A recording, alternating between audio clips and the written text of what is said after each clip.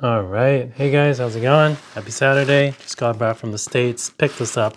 I already opened it because when I cross border things, I always open it. Otherwise, when I actually cross the border, they're like, how do you know what is in there is actually in there? And not moving something else over. So I always open it. Anyhow, this is a little bit different from my other stuff. And I feel like I've been saying that quite a lot recently. Uh, But this one is truly quite different. And maybe, I don't know, because my collection is getting more diverse, or maybe I'm running out of comics to collect. I mean, I can always get more comics. I always want more. But regardless of which, this one, I'll get in the backstory after I show you what it is.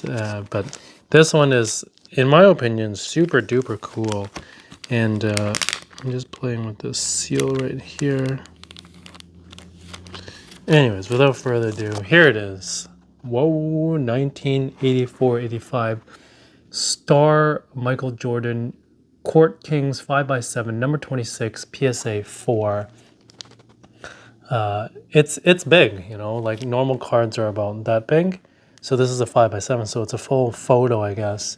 When I brought it across the border, I told the gentleman it's a Michael Jordan photo card, because it is. It's not a trading card. And he asked me how much was it, and I told him, and he was like, well. Anyways, 84, I mean, this is really old. This is about 38, 39 years old. And PSA 4, PSA did not grade these before. They just started grading these recently. And yeah, it's in a plastic sleeve because for those that don't know, I think eBay authenticates shoes, trading cards, and this kind of landed in that as well. And I think purses or handbags they authenticate as well. So anything over, for cards at least, anything over $200 goes, as long as it's shipped inside the States, which is annoying.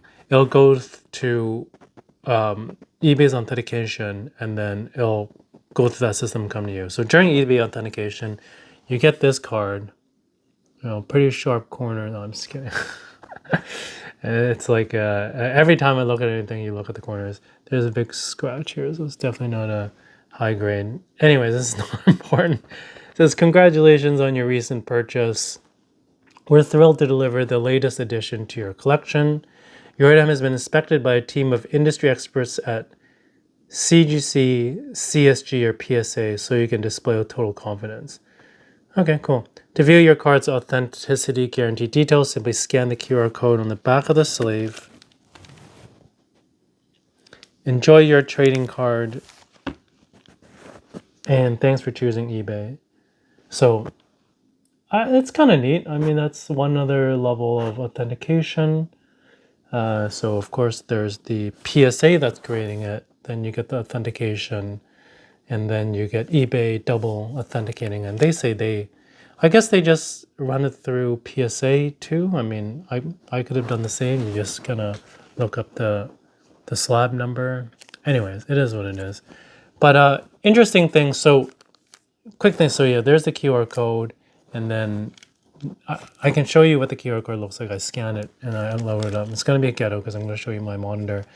And then here's kind of this sticker. It says, "Void if damaged. eBay authentication guarantee." So my question for you guys, like, what do you guys do for those PSA collectors that get things authenticated through eBay? Do you keep it in the original, or do you take this off and put it in a clear bag? The sticker isn't exactly like very difficult to peel off, but you know, it's already kind of peeling on that corner.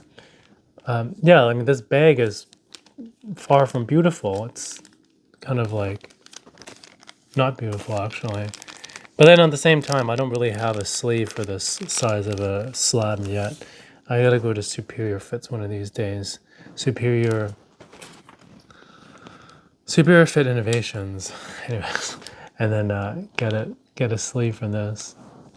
Anyway, so kind of the backstory. I've been watching.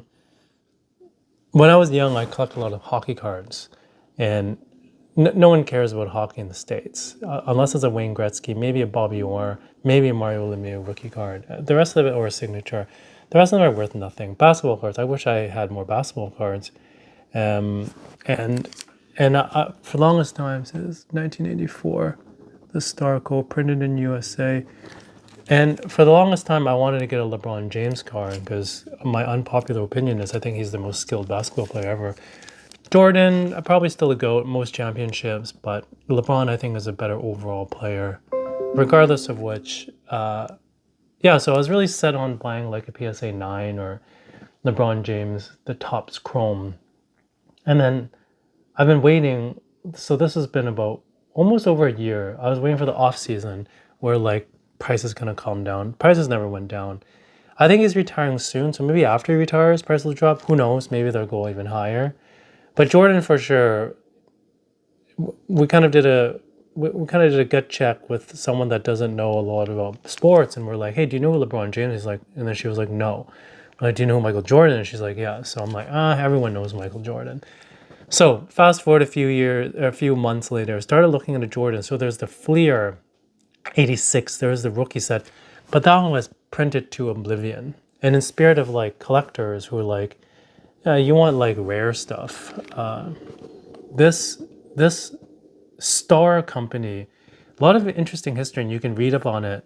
But verify the Star Company.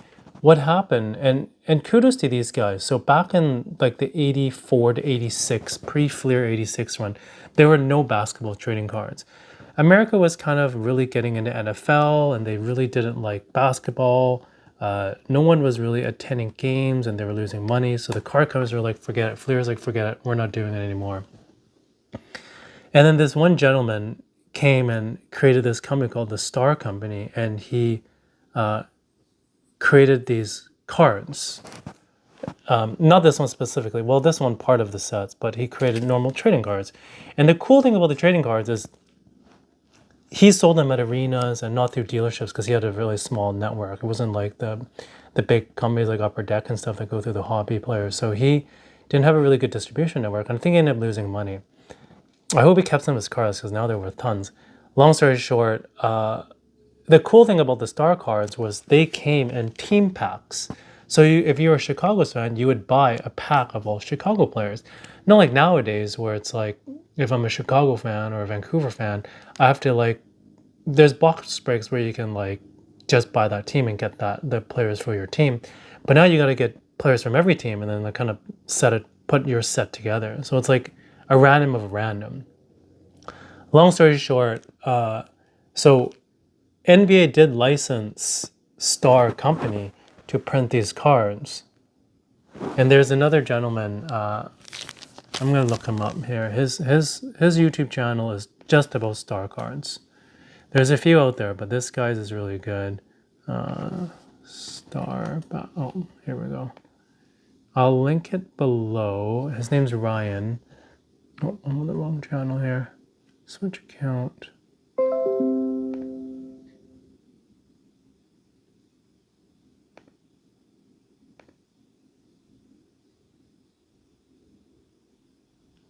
Bear with me here. YouTube.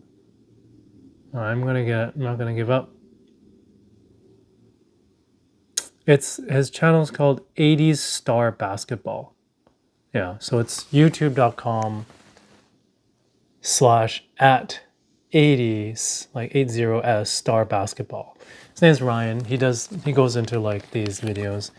Long story short, he has an awesome collection. Mine sucks. This is my first. He has the actual number 101. Anyways, and I probably shouldn't be sharing this because I still want to get more. And now that you guys all know, you might start to look into this, regardless of which, whatever. It's all fun. We're all collectors. So long story short, these were very rare. I mean, this one alone, I looked on PSA, there's only 7 in this population in PSA 4, and there's 35 of these in higher graded. There's only a PSA 4, nothing huge, but there's only 35 of these higher than this grade. So the population of these is very low. that being said, BGS did grade these a long time ago. So there's a bit more BGS, but in PSA, a lot of people are cross grading, but BGS doesn't grade, I think, centering as difficult as PSA. These cards, the Court Kings were okay, but the other cards, there was a lot of like thin borders. So it's really difficult to get a good PSA grade on these in terms of the centering. Anyways, so long story short, the other cool thing about this card is this is argued, rumored to be the first actual Jordan rookie card. The 101 is kind of the first trading card, but this one, I've heard that this was printed before even the number 101 of the Star 84-85 run. So yeah, anyways, if it's true, cool. If it's not, this is just a beautiful card. You know, it's going into my collection, my PC. It's a PSA 4, not a huge grade, but that's okay. I won't be able to afford a PSA 10 on these, or a 9, or 8, or a 7, maybe a 6. But yeah, on the lookout for more. I'd love to get like a PSA 1, 2, or 3, just to have another one. You know, if it's great, you got to have 2. Anyhow, that's pretty much it, guys. Just want to show you my new pickup. This is not my first Michael Jordan card, but this is my first graded Michael Jordan card. I collected Michael Jordan cards, maybe a few of them when I was young. I wish I collected more. But yeah, so that's pretty much it. Let me know what you guys think. And let me know for the ones who do get these. What do? Just rip the sticker off, or do you keep it? What's your plan with that? And I'm curious what everyone else says. I mean, it's kind of ugly in this packaging, but I want to protect this PSA slab at the same time. It's a bit milky. It's not super clear, but yeah. And there's Jordan. I'm not too sure if this was during the slam dunk contest, possibly. But look at that. It's kind of giving us a high five. Young Jordan. Yeah, buddy was ripped back then too. Well, he's probably still ripped now, but sporting his own Jordan shoes, short shorts. Looks amazing. Yeah. So, anyways, there we have it, guys. Oh, one other thing I wanted to show you. Said I'd do this. Okay, this is going to be super ghetto, but I'm going to turn my... So this is just my monitor here. When you scan the QR code on the bag, this is what shows up. So it's eBay, authentication details, authentication date, February 6, 2024. There's authentication ID, authenticated by PSA. Oh, so they reach out to PSA to do it. And they're like ready to sell. Of course, they just want you to sell it back so they get commissions. Clicking here on the how it's done, here's the authentication guarantee in partnership with CCG. Huh, interesting. We partnered with CCG. Oh, I probably read that wrong as CGC, but CCG. So it says every eligible card goes through a rigorous multi-point inspection. Okay, about the QR code. One sticker on the back contains a QR code unique to your card, and it indicates that it's authentic. Yeah, so that's what happens when you click this, but that's pretty much it. Something different. I think Jordan cards are always going to be in demand. Well, it's not dead. I think Jordan cards are always going to be in demand because, yeah, it's Jordan. Like, he's pretty much the best basketball player that everyone knows. Maybe arguably, like, people are going to say, like, Magic Johnson, Larry Bird, Wilt Chamberlain, those guys. I guess that's before my time, but, yeah. That's it. So, hope you guys enjoyed. Thanks for stopping by. Thanks for watching. Let me know what you guys think of Jordan cards, and we'll catch you in the next one. Thanks. Bye.